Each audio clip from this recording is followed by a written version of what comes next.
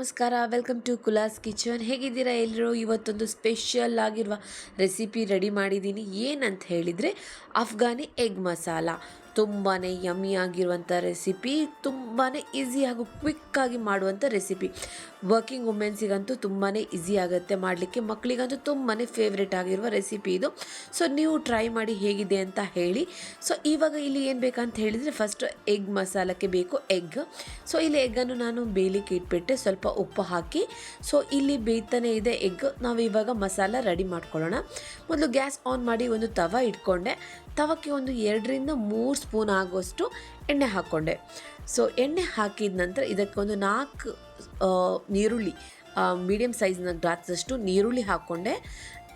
ಇದನ್ನು ಸ್ವಲ್ಪ ಚೆನ್ನಾಗಿ ಫ್ರೈ ಮಾಡ್ಕೊಳ್ಬೇಕು. ನಂತರ ಹಾಕ್ಕೊಂಡೆ ಒಂದು 5-6 ಕಾಯಿ ಮೆಣಸು. ನಿಮಗೆ ಖಾರ ಜಾಸ್ತಿ ಬೇಕಾದರೆ ಖಾರ ಹಾಕ್ಕೊಳ್ಬೋದು. ಆಮೇಲೆ 4 ಪೀಸ್ ಆಗುವಷ್ಟು ಶುಂಠಿ, ಒಂದು 10-15 ಬೆಳ್ಳುಳ್ಳಿ ಹಾಗೂ ಒಂದು ಹಿಡಿಯಷ್ಟು ಗೋಡಂಬಿ ಮತ್ತು ಸ್ವಲ್ಪ ಉಪ್ಪು ಹಾಕ್ಕೊಂಡು ಇದನ್ನು ಫ್ರೈ ಮಾಡ್ಕೊಳ್ಬೇಕು. ಗೋಡಂಬಿ ನಿಮಗೆ ಎಷ್ಟು ಬೇಕು ಅಷ್ಟು ಹಾಕ್ಕೊಳ್ಬೋದು. ಗೋಡಂಬಿ ಹಾಕಿದಷ್ಟು ಟೇಸ್ಟ್ ಸ್ವಲ್ಪ ಚೆನ್ನಾಗಿರುತ್ತೆ ಅಂತ ಸೊ ನಾನು ಜಾಸ್ತಿನೇ ತಗೊಂಡೆ. ಆಮೇಲೆ ಇದನ್ನು ಇವಾಗ ನೀರುಳ್ಳಿ ಒಂದು ಟ್ರಾನ್ಸ್ಪರೆಂಟ್ ಕಲರ್ ಆಗೋ ತನಕ, ಟ್ರಾನ್ಸ್ಪರೆಂಟ್ ಬರೋ ತನಕ ಅದನ್ನು ಫ್ರೈ ಮಾಡ್ಕೊಳ್ಬೇಕು. ಫ್ರೈ ಆದ ತಣ್ಣಗಾದ ನಂತರ ಇವಾಗ ನಾನು ಒಂದು ಜಾರಲ್ಲಿ ಇವಾಗ ಎಲ್ಲ ಮಸಾಲ, ಈಗ ಫ್ರೈ ಮಾಡ್ಕೊಂಡ ಎಲ್ಲ ಮಸಾಲನ ಹಾಕ್ಕೊಳ್ತಾ ಇದ್ದೇನೆ. ಹಾಗೂ ಒಂದು ಹಿಡಿಯಷ್ಟು ಕೊತ್ತಂಬರಿ ಸೊಪ್ಪು ಬೇಕು. ಕೊತ್ತಂಬರಿ ಸೊಪ್ಪು ಕೂಡ ಹಾಕಬೇಕು. ಹಾಗೂ ಮೇನ್ ಇಂಪಾರ್ಟೆಂಟ್ ಏನಂತ ಹೇಳಿದರೆ, ಇಲ್ಲಿ ಐಸ್ ಕ್ಯೂಬ್ ಹಾಕ್ತಾ ಇದ್ದೇನೆ ನಾನು. ಐಸ್ ಕ್ಯೂಬ್ ಹಾಕಿದರೆ ಪೇಸ್ಟ್ ಇದೆಯಲ್ಲ ತುಂಬ ಕ್ರೀಮಿಯಾಗಿ ಬರುತ್ತೆ. ಕ್ರೀಮಿ ಹಾಕಿ ತುಂಬಾ ಚೆನ್ನಾಗಿ ಪೇಸ್ಟ್ ಬರುತ್ತೆ. ಸೊ ಹಾಗಾಗಿ ಐಸ್ ಕ್ಯೂಬ್ ಹಾಕ್ಕೊಂಡೆ. ಸೊ ಇಲ್ಲಿ ರೆಡಿ ಆಯಿತು ಪೇಸ್ಟ್. ಇವಾಗ ಇಲ್ಲಿ ಮೊಟ್ಟೆ ಕೂಡ ಬೆಂದೋಯ್ತು. ಬೆಂದ ನಂತರ ಇವಾಗ ಅದನ್ನು ಕಟ್ ಮಾಡ್ಕೊಳ್ತಾ ಇದ್ದೇನೆ. ಫುಲ್ ಕಟ್ ಮಾಡ್ಲಿಕ್ಕೆ ಹೋಗಬೇಡಿ, ಜಸ್ಟ್ ಮೇಲಿಂದ ಸ್ವಲ್ಪ ಸ್ಲೈಸ್ ಕಟ್ ಮಾಡ್ಕೊಂಡ್ರೆ ಆಯಿತು. ಯಾಕಂದರೆ ಮಸಾಲ ಒಳಗೆ ಹೋಗಬೇಕು ಅಷ್ಟೇ. ಸೊ ಇಲ್ಲಿ ಎಲ್ಲ ಮೊಟ್ಟೆನ ನಾನು ಇದೇ ರೀತಿ ಕಟ್ ಮಾಡಿ ರೆಡಿ ಮಾಡಿ ಇಟ್ಕೊಂಡೆ, ನೋಡ್ಕೊಳ್ಬೋದು. ಇವಾಗ ಒಂದು ನಾನು ತವ ತಗೊಂಡೆ. ತವಕ್ಕೆ ಆಯಿಲ್ ಹಾಕ್ಕೊಂಡೆ ಹಾಗೂ ಇದಕ್ಕೆ ಹಾಕ್ತಾ ಇದ್ದೀನಿ 1/4 ಸ್ಪೂನ್ ಆಗೋಷ್ಟು ಅರಿಶಿಣ ಹುಡಿ ಹಾಗೂ 1/4 ಸ್ಪೂನ್ ಆಗೋಷ್ಟು ಅಚ್ಕಾರದ ಹುಡಿ. ಸೊ ಇದನ್ನು ಸ್ವಲ್ಪ ಫ್ರೈ ಮಾಡ್ಕೊಳ್ಬೇಕು. ಫ್ರೈ ಮಾಡಿದ ನಂತರ ಇಲ್ಲಿ ಕಟ್ ಮಾಡಿಟ್ಕೊಂಡು ನಾವು ಎಗ್ಗನ್ನು ಇವಾಗ ಹಾಕ್ಕೊಳ್ಬೇಕು. ಸೊ ಎಗ್ ಇವಾಗ ಕಲರ್ ಚೇಂಜ್ ಆಗೋ ತನಕ ಸ್ವಲ್ಪ ಫ್ರೈ ಮಾಡ್ಕೊಳ್ಬೇಕು. ಅಂದರೆ ಎಗ್ ಬ್ರೌನ್ ಕಲರ್ ಬರುತ್ತೆ. ಸೊ ಅಷ್ಟು ತನಕ ನಾವು ಸ್ವಲ್ಪ ಚೆನ್ನಾಗಿ ಫ್ರೈ ಮಾಡ್ಕೊಳ್ಬೇಕು. ಸೊ ಫ್ರೈ ಮಾಡಿ ಹಾಕಿದರೆ ತುಂಬಾ ಚೆನ್ನಾಗಿರುತ್ತೆ. ಅಂದರೆ ಮಸಾಲೆ ಎಲ್ಲ ಹೊತ್ಕೊಳ್ಳುತ್ತಲ್ಲ, ಸೊ ಚೆನ್ನಾಗಿರುತ್ತೆ. ಇಲ್ಲಿ ನೋಡ್ಬೋದು ಈಗ ಕಲರ್ ಚೇಂಜ್ ಆಯಿತು ಎಗ್ಗಿದು. ಸೊ ಎಗ್ ಇವಾಗ ಫ್ರೈ ಆಯಿತು, ಬ್ರೌನ್ ಕಲರ್ ಬಂದಿದೆ ನೋಡ್ಬೋದು. ಸೊ ಇವಾಗ ಇದನ್ನು ಒಂದೊಂದಾಗಿ ತಿಳ್ಕೊಳ್ತಾ ಇದ್ದೇನೆ.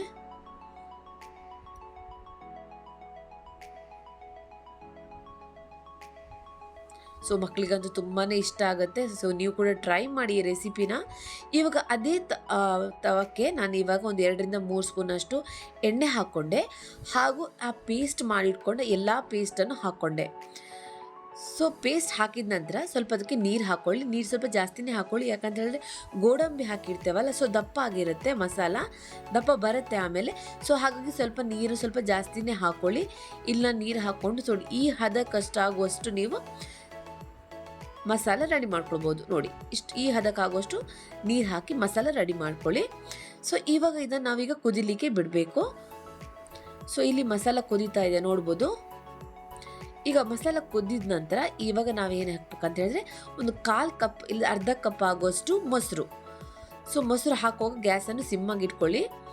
ಸೊ ಇವಾಗ ಚೆನ್ನಾಗಿ ಮಿಕ್ಸ್ ಮಾಡ್ಕೊಳ್ಬೇಕು ಇದನ್ನು. ಇವಾಗ ಇದಕ್ಕೆ ಈಗ ಹಾಕಬೇಕು. ನಂತರ ಒಂದು 1/4 ಸ್ಪೂನ್ ಆಗುವಷ್ಟು ಅರಿಶಿಣ ಹುಡಿ, 1 ಸ್ಪೂನ್ ಆಗುವಷ್ಟು ಗರಂ ಮಸಾಲ, ಒಂದು 1/4 ಸ್ಪೂನಷ್ಟು ಜೀರಿಗೆ ಹುಡಿ, 1 ಸ್ಪೂನ್ ಆಗುವಷ್ಟು ಪೆಪ್ಪರ್, ಕಾಳು ಮೆಣಸಿನ ಹುಡಿ ಹಾಗೂ ರುಚಿಗೆ ಬೇಕಾಗುವಷ್ಟು ಉಪ್ಪು. ಇಷ್ಟನ್ನು ಹಾಕಿ ಇವಾಗ ಮಿಕ್ಸ್ ಮಾಡ್ಕೊಳ್ಬೇಕು. ಪೆಪ್ಪರ್ ಕೂಡ ನಿಮಗೆ ರುಚಿಗೆ ಎಷ್ಟು ಖಾರ ಎಷ್ಟು ಬೇಕು ಅಷ್ಟು ನೋಡ್ಕೊಂಡು ಹಾಕ್ಕೊಳ್ಳಿ. ಸೊ ಇವಾಗ ಇದನ್ನು ಚೆನ್ನಾಗಿ ಮಿಕ್ಸ್ ಮಾಡ್ಕೊಳ್ಬೇಕು. ಮಿಕ್ಸ್ ಮಾಡಿ ಈಗ ನಾನೀಗ ಲಿಡ್ ಮುಚ್ಚಿಡ್ತಾ ಇರ್ತೇನೆ. ಇವಾಗ ನೋಡ್ಬೋದು ಇಲ್ಲಿ ಕುದೀತಾ ಇದೆ ಮಸಾಲ. ವಾವ್, ತುಂಬಾ ಚೆನ್ನಾಗಿ ಕುದೀತಾ ಇತ್ತು. ಸ್ಮೆಲ್ ಅಂತೂ ಸೂಪರಾಗಿ ಬರ್ತಾ ಇತ್ತು. ಸೊ ಇವಾಗ ಇದಕ್ಕೆ ಹಾಕ್ಕೊಂಡೆ ನಾನು ಕಸೂರಿ ಮೇಥಿ ಕ್ರಷ್ ಮಾಡಿಕೊಂಡು, ಸ್ವಲ್ಪ ಕಸೂರಿ ಮೇಥಿ ಹಾಕ್ಕೊಂಡು ಇವಾಗ ಮಿಕ್ಸ್ ಮಾಡ್ಕೊಳ್ಬೇಕು. ಮಿಕ್ಸ್ ಮಾಡಿದಂಥ ಒಂದು 5 ಮಿನಿಟ್ಸ್ ಬಿಟ್ಟು ಇವಾಗ ಹಾಕ್ಕೊಂಡೆ ನಾನು ಫ್ರೆಶ್ ಕ್ರೀಮ್ ಆಪ್ಷನಲ್ ಇದ್ದರೆ ಮಾತ್ರ ಹಾಕ್ಕೊಳ್ಳಿ, ಬೇಕಂತಲೇ ಏನಿಲ್ಲ. ಹಾಕಿದರೆ ಸ್ವಲ್ಪ ರುಚಿ ಚೆನ್ನಾಗಿರುತ್ತೆ. ಸೊ ಫ್ರೆಶ್ ಕ್ರೀಮ್ ಹಾಕಿ ಒಂದು 5 ಮಿನಿಟ್ಸ್ ಪುನಃ ಇದನ್ನು ಕುದಿಲಿಕ್ಕೆ ಬಿಡಬೇಕು.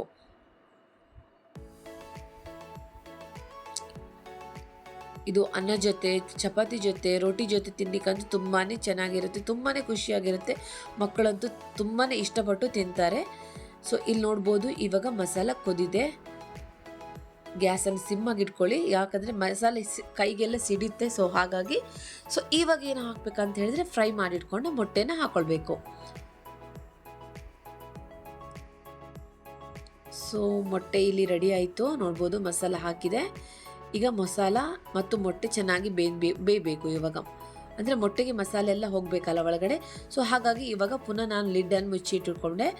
ಒಂದು 5 to 10 ಮಿನಿಟ್ಸ್ ಇದನ್ನು ಪುನಃ ಕುದಿಲಿಕ್ಕೆ ಬಿಡಬೇಕು. ಸೊ ಇವಾಗ ರೆಡಿ ಆಯಿತು ಅಫ್ಘಾನಿ ಎಗ್ ಮಸಾಲ. ತುಂಬಾ ಚೆನ್ನಾಗಿತ್ತು, ತುಂಬಾ ಸ್ಮೆಲ್ ಅಂತೂ, ಅರೋಮಾ ಅಂತೂ ವಾವ್, ಮನೆ ಇಡೀ ಫುಲ್ ಅರೋಮಾ ತುಂಬಾ ಚೆನ್ನಾಗಿ ಬರ್ತಾಯಿತ್ತು. ಸೊ ಇವಾಗ ಲಾಸ್ಟ್ ಹಾಕೊಳ್ತಾ ಇದ್ದೇನೆ ಗಾರ್ನಿಷ್ಗೆ ಕೊತ್ತಂಬರಿ ಸೊಪ್ಪು. ಸ್ವಲ್ಪ ಕೊತ್ತಂಬರಿ ಸೊಪ್ಪು ಹಾಕ್ಕೊಳ್ಳಿ, ಚೆನ್ನಾಗಿ ರುಚಿ ಸಿಗುತ್ತೆ. ಸೊ ಇವಾಗ ಕೂಡ ಒಂದು 5 ಮಿನಿಟ್ಸ್ ಇದನ್ನು ಫ್ರೈ ಮಾಡ್ಕೊಳ್ಬೇಕು. ಸೊ ಫ್ರೈ ಆಯಿತು. ಇವಾಗ ಇಲ್ಲಿ ಅಫ್ಘಾನಿ ಎಗ್ ಮಸಾಲ ರೆಡಿ ಆಯಿತು. ತುಂಬಾ ಚೆನ್ನಾಗಿದೆ ಆಯಿತಾ, ಟ್ರೈ ಮಾಡಿ, ತುಂಬಾ ಯಮ್ಮಿ ಆಗಿದೆ. ಸೊ ಇವಾಗ ಇಲ್ಲಿ ನೋಡ್ಬೋದು ಅಫ್ಘಾನಿ ಎಗ್ ಮಸಾಲ ರೆಡಿ ಆಗಿದೆ. ಮಕ್ಕಳಿಗಂತೂ ತುಂಬಾ ಖುಷಿ ಆಗುತ್ತೆ, ಟಿಫಿನಿಗೆ ಕೊಡ್ಬೋದು, ಮಧ್ಯಾಹ್ನ ಲಂಚಿಗೆ ಕೂಡ ಯೂಸ್ ಮಾಡ್ಬೋದು, ರಾತ್ರಿ ಡಿನ್ನರಿಗೆ ಕೂಡ ಯೂಸ್ ಮಾಡ್ಬೋದು.